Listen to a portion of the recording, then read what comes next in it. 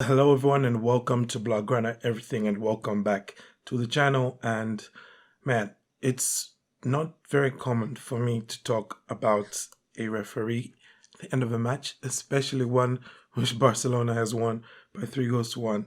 And the reason why it's not common isn't because La Liga has the best referees. No, it's not because of that. It's just purely because, I treasure my mental health.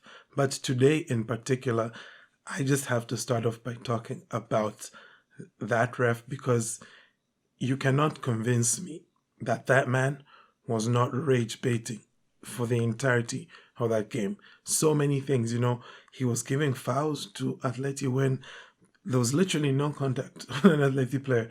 Do we just fall to the ground, he'd get a foul. Let's not even talk about the penalty. He didn't see the penalty.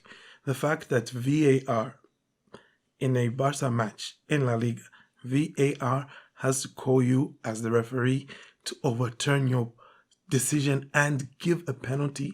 It's like, look, man, if you're a secret Real Madrid fan, just say so.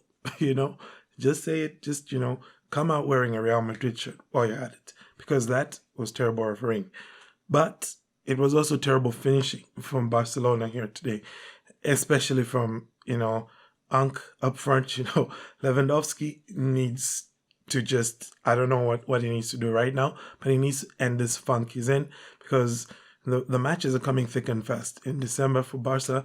And, there's a pretty big match coming up next already against Betis. And even that's going to be followed up not long after by a trip to Osasuna. So, he just needs to be on point. And right now, he's not. Because that penalty that he missed, we have to invent a row after row Z because that looks like that's where he was aiming for. But having said all of that, Barcelona did actually win this game. Dani Olmo is finally back in form. And we know he's finally back in form because he's injured again. I promise you, Dani Olmo, whenever he's fit and whenever he's firing, whenever he's getting the goals for Barcelona, whenever he hits form, give him 2 or 3 matches and he'll get injured. And this time around, only took 1 match and he's injured. So at least we know he's back in form. When he's not in form, he's just basically like made of vibranium or whatever the toughest material is. You can't break that man.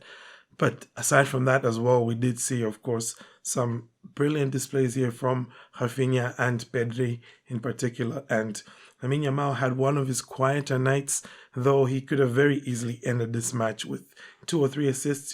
He did his best to set his teammates up. But like I said, the finishing from Barca this time around, it wasn't the best. And it makes me think, again, just how Atleti right now are probably making Barcelona a bit too comfortable. What do I mean by that? Well, Barcelona looked a lot better maybe than they actually are in this match here because let's be honest, in the entirety of the first half, Atleti only had 1 shot on target. Sure, they scored from that shot on target. We'll not take that away from them. But think about it. 45 minutes, only 1 shot.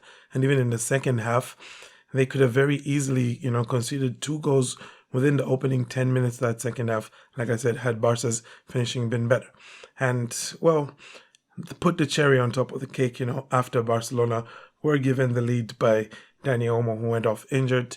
There was, of course, the late third goal from none other than Ferran Torres, who I don't know why Hansi Flick keeps trying to convince this guy that he's anything other than the guy he was just today. Okay, that is what you want from Ferran Torres. That's what you want Ferran Torres for.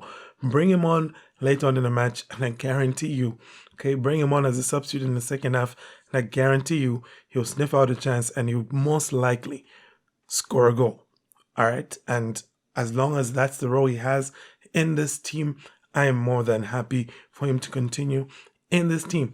Not him starting, especially in big matches like the ones against Chelsea or whatever. No, please, no. If we can avoid it, don't do it. Use him as a super sub.